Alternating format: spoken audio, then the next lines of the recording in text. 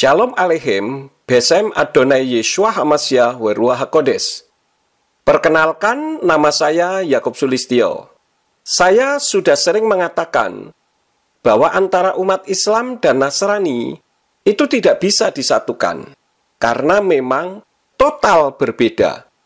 Ada banyak YouTube saya yang mengajarkan mengenai hal ini. Bisa dilihat di channel Yakub Sulistyo dengan judul 1. Ngapain Islam dan Kristen berdebat? 2. Beda Yesus dan Isa.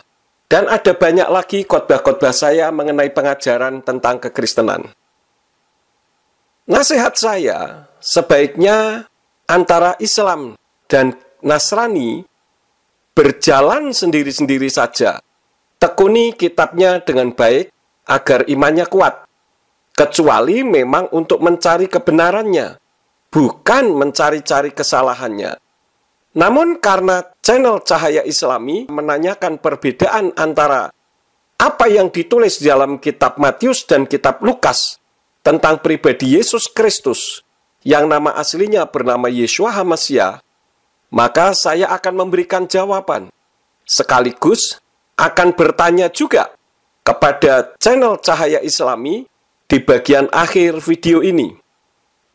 Saya menjawab pertanyaan channel Cahaya Islami berdasarkan kitab 1 Kepah atau 1 Petrus pasal yang ketiga, ayat 15 sampai ayat yang ke-16, yang dalam kitab berbahasa Ibrani berbunyi, Et Yahweh Elohim oto takdisu bilvavkem uva anawa weyira heyu nekonim tamit latet maane lekal hadores mikem ma yesot tikwatkem. Ufruak nakom aser bekir bekem yesofu hadofrim sara aldar kekem hatofa bamasyah wahamal sinim etkem kefualei awen.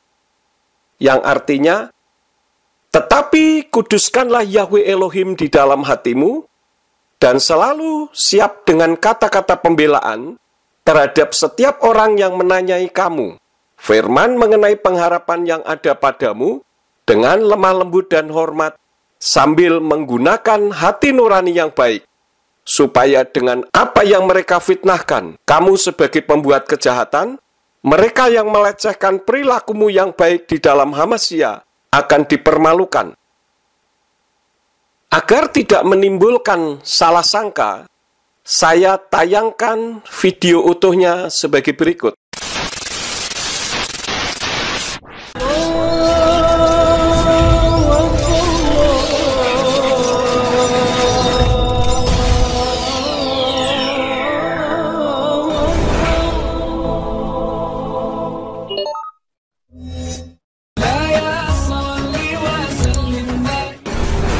Sebuah kitab suci, jika benar bersumber dari Tuhan, tidak mungkin ada pertentangan di dalamnya, terlepas siapapun yang menerima wahyu tersebut. Mari kita cek apakah Bible umat Kristiani memenuhi kriteria tersebut. Yesus adalah sosok yang dipercaya sebagai inkarnasi Tuhan oleh umat Kristiani, sehingga dipertuhankan oleh mereka. Namun, di balik kisah Yesus yang konon dikatakan 100% manusia, 100% Tuhan, ternyata ada dua sosok yang berbeda dalam kisahnya yang dituliskan oleh para penulis Bible itu sendiri. Tidak diketahui pasti Yesus mana yang jadi Tuhan. Apakah Yesus yang lahir terus dibawa ke Mesir? Apa Yesus yang lahir dan besar di Nazaret? Dalam konteks tulisan Matius dan Lukas jelas menunjukkan pertentangan yang sulit dijelaskan umat Kristiani. Jika merujuk pada tulisan Lukas, jelas Lukas hanya berperan sebagai wartawan di sini sesuai pernyataannya. Dalam Lukas 1 ayat 1 sampai dengan 4 berbunyi, Theophilus yang mulia, banyak orang telah berusaha menyusun suatu berita tentang peristiwa-peristiwa yang telah terjadi di antara kita, seperti yang disampaikan kepada kita oleh mereka. Setelah aku menyelidiki segala peristiwa itu dengan seksama, aku mengambil keputusan untuk membukukannya dengan teratur bagimu.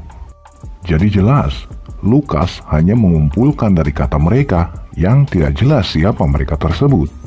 Dan bisa disimpulkan, segala tulisan Lukas memang diperuntukkan untuk Theophilus yang kemudian dijadikan sebagai bagian kitab suci umat Kristiani. Akibat dari hasil liputan yang tidak akurat, akhirnya timbullah pertentangan dengan apa yang dituliskan oleh Matius. Mari kita telusuri perbedaan signifikan antara tulisan mereka mengenai sosok Yesus yang mereka jadikan Tuhan tersebut, sekaligus membuktikan bahwa ada dua Yesus yang berbeda. Matius 2 ayat 13 sampai dengan 23 vs Lukas 2 ayat 21 sampai dengan 40.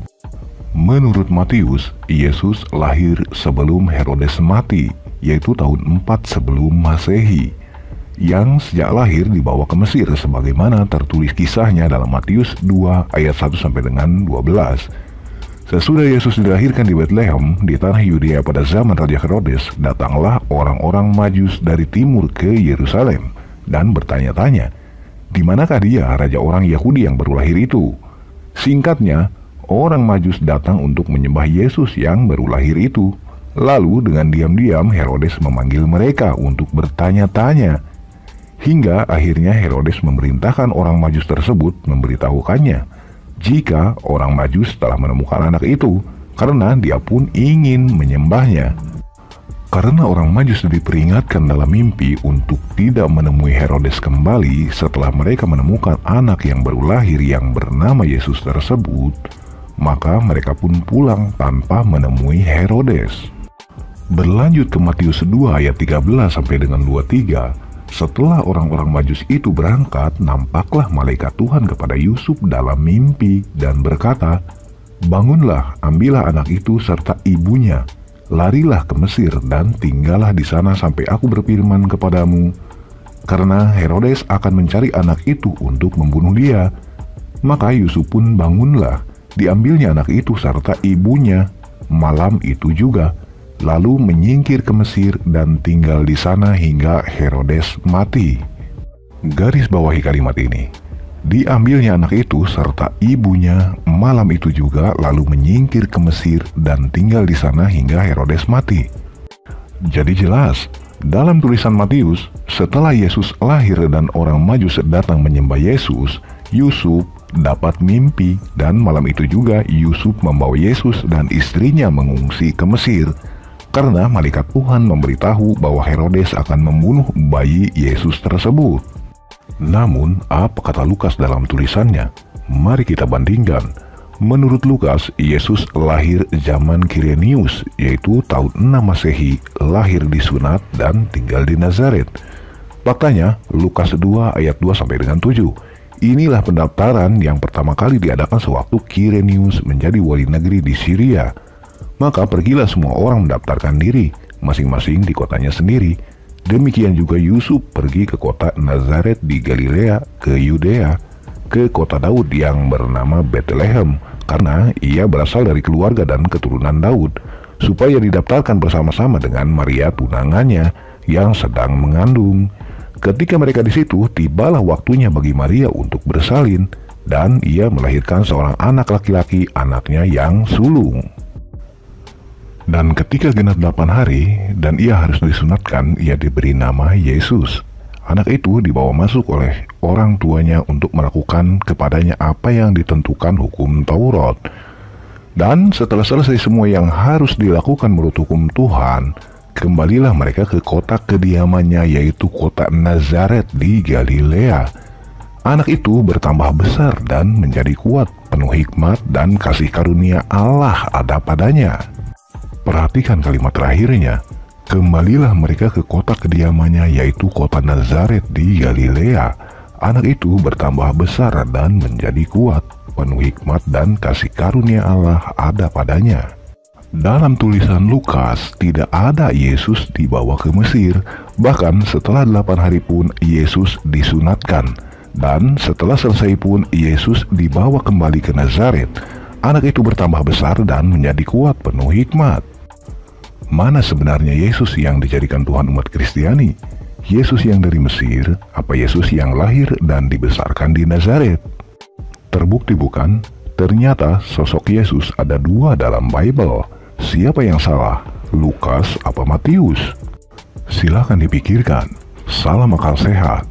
Kitab Tuhan tidak mungkin kontradiksi.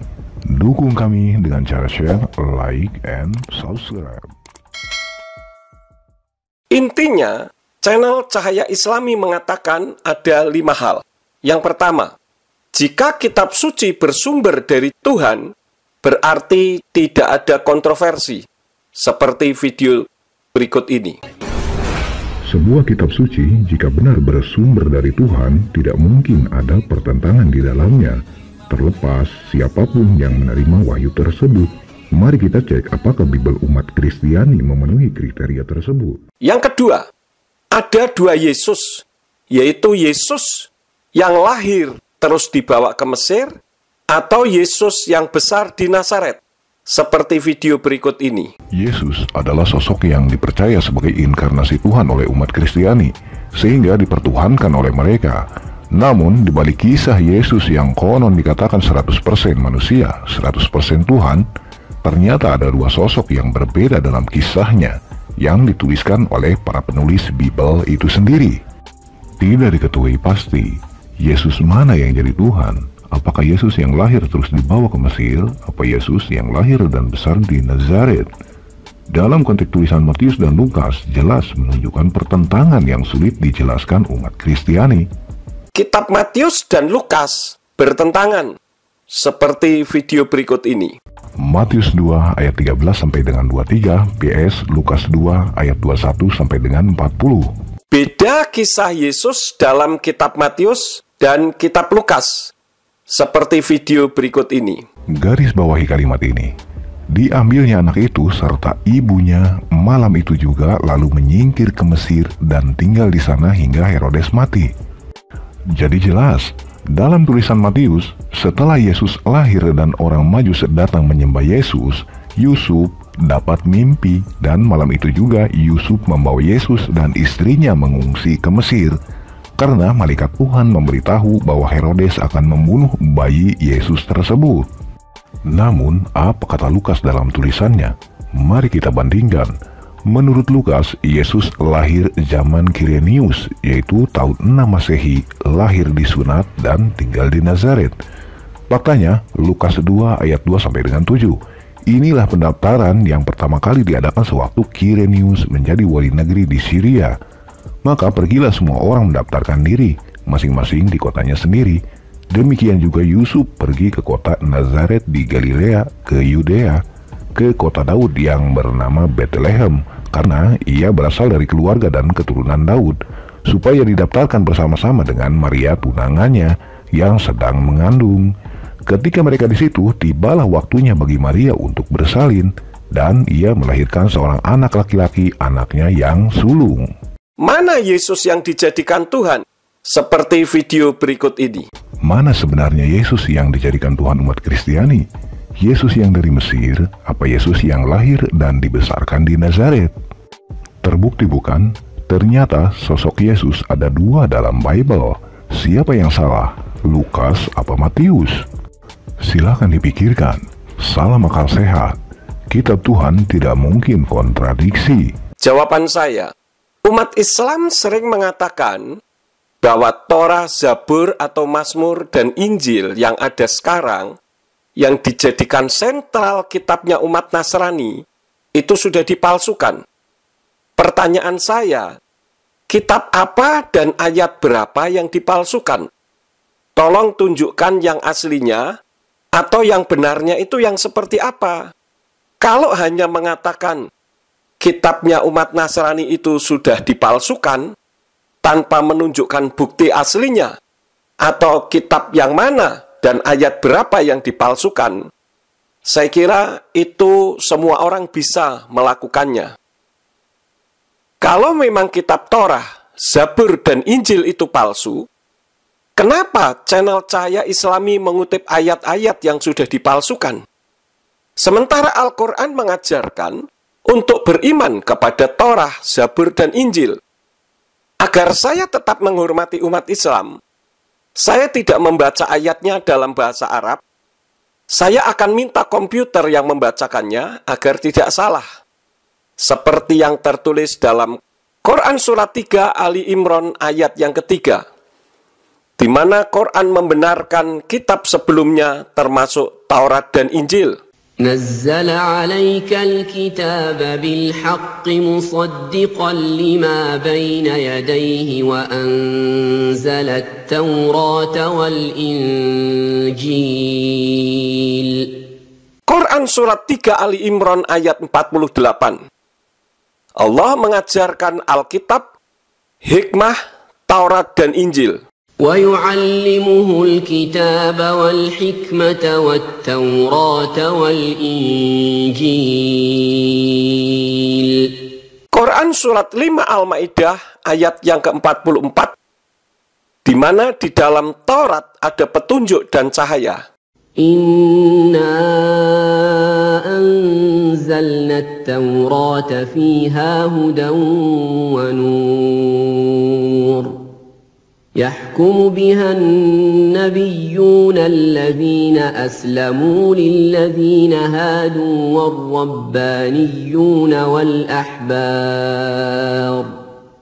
والربانيون والأحبار بما استحفظوا من كتاب الله وكانوا عليه شهداء فلا تخشوا الناس واخشوني ولا تشتروا بآياتي ثمنا قليلا ومن لم يحكم بما أنزل الله فأولئك هم الكافرون. Sebetulnya ada banyak ayat yang lain di Quran bahwa Alkitab, Taurat, Zabur, dan Injil itu benar. Nah, kalau memang Torah, Zabur, dan Injil dipalsukan sesuai Al-Quran, berarti Allah tidak mampu menjaga kitabnya sendiri dong. Dan berarti secara tidak langsung, umat Islam yang mengatakan bahwa kitabnya umat Nasrani itu sudah dipalsukan, sama saja dengan mengatakan bahwa Allah tidak maha kuasa. Kenapa tidak maha kuasa? Karena tidak mampu menjaga kitabnya sendiri, yaitu Alkitab, Taurat, Zabur, dan Injil, sehingga bisa dipalsukan orang. Pertanyaan 1-5 tadi akan saya jawab dalam satu pemahaman. Kenapa? Karena channel Cahaya Islami mencampurkan dua kitab, yaitu Matai atau Matius dan Lukas secara berselang-seling, sehingga mempunyai kesan ada dua Yesus atau dua Yeshua. Yang jelas, kitab sucinya umat Nasrani itu tidak kontradiksi, karena diilhami oleh Ruach HaKodes atau Roh Kudus, sesuai dengan kitab 2 Timotius, pasal yang ketiga, ayat yang ke-16.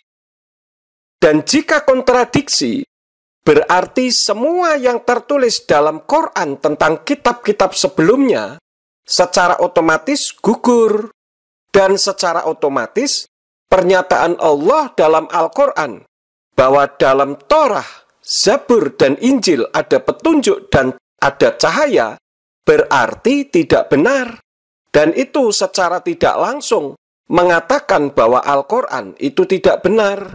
Iya dong?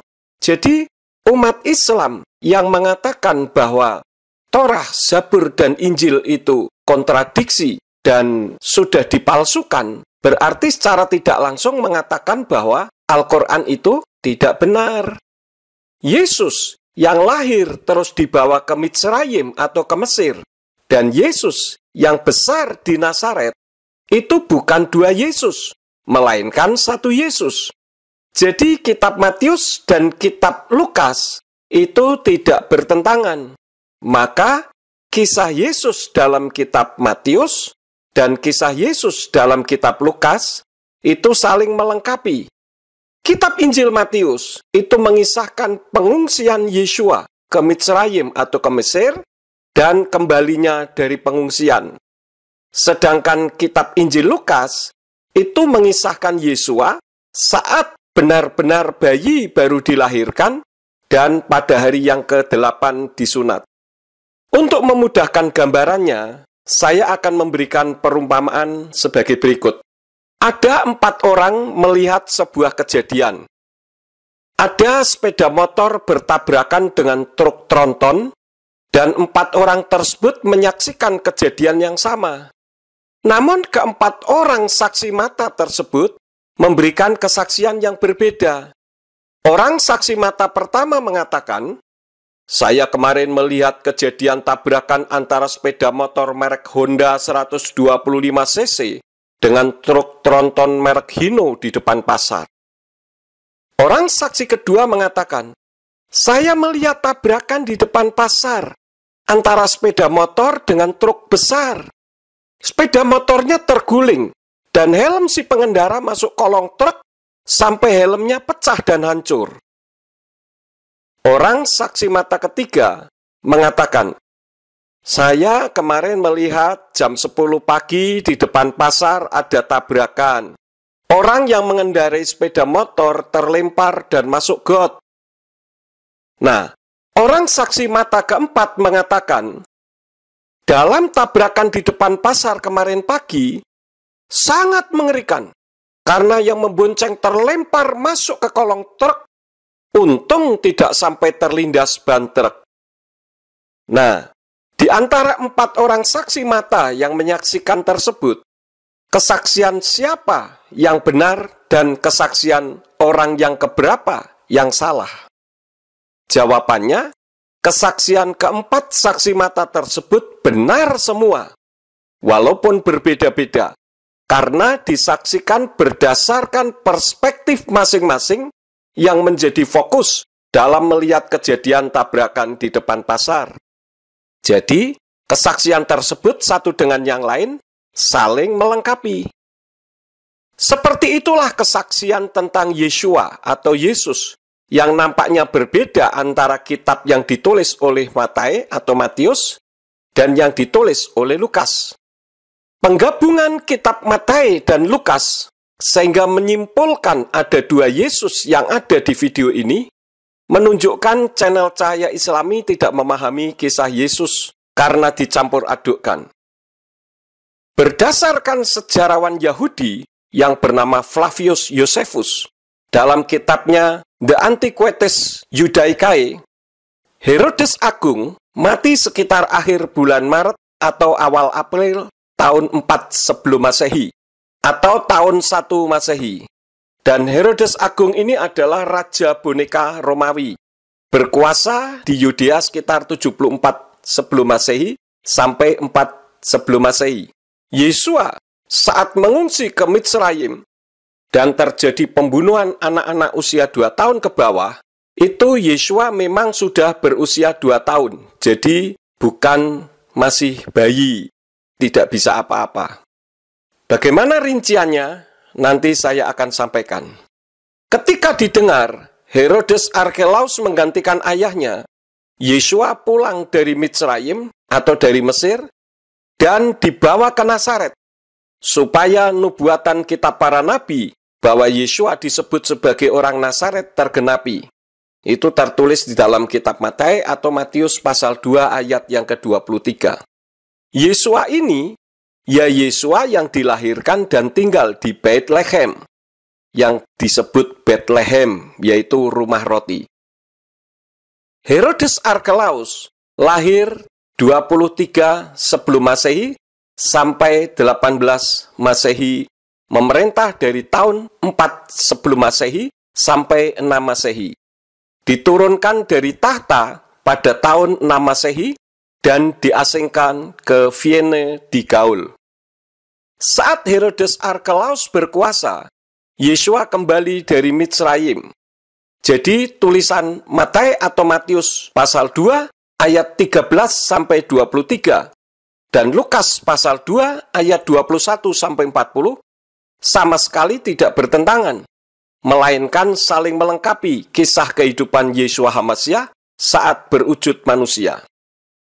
Di dalam kitab Matae pasal yang kedua ayat yang ke-9, di dalam kitab Brit Kadasa atau kitab Perjanjian Baru berbahasa Ibrani berbunyi Wa Yishmeu El Hamelek Wa Yelku Wa Hine Hakokaf Asherau Bakadem ala Livnaihem at Asherba Wa Ya'amot Mima al Asher Hayasham Wa Yalet. Di sini ditulis Wa Yalet, yang kalau diterjemahkan, dan setelah mendengarkan raja, mereka, yaitu orang-orang Majus, terus berjalan, dan tampaklah bintang yang telah mereka lihat di timur itu bergerak mendahului mereka, sehingga setelah sampai, dia berhenti di atas tempat anak itu berada. Jadi di sana menggunakan kata hayelet itu dari kata dasar yelet yang artinya anak, bukan bayi. Kalau bayi itu tinok bahasa Ibraninya. Tau, yod, nun, waw, dan kof. Nah, yang menjadi pertanyaannya, siapakah orang Majus itu? Orang Majus adalah raja-raja dari timur, dari kerajaan Media di Persia. Kalau sekarang berarti Iran. Dan ini adalah orang-orang bijak yang terkenal dengan pendeta Zoroaster, ahli astronomi dari Persia kuno. Dan perlu saya sampaikan bahwa jarak dari Iran ke Israel itu 2.356,7 km. Kalau untuk gambarannya adalah jarak antara Jakarta-Surabaya itu 781,8 km. Jadi kira-kira 3 kali lebih. Kalau diperkirakan jadi dari Jakarta ke Surabaya, dari Surabaya ke Jakarta, kemudian dari Jakarta ke Surabaya lagi. Dan itu diperkirakan membutuhkan waktu sekitar 2 tahun. Sehingga Herodes membunuh anak-anak Baduta bawah 2 tahun. Kenapa bisa sampai demikian lama perjalanannya? Yang pertama, mereka berjalan harus memperhatikan suhu udara yang ekstrim. Di mana kalau siang panas sekali dan kalau malam dingin sekali.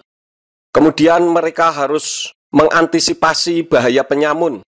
Dan perjalanan mereka ini sangat lambat karena mengikuti jalannya binatang yang hanya berjalan tidak bisa seperti manusia berjalan.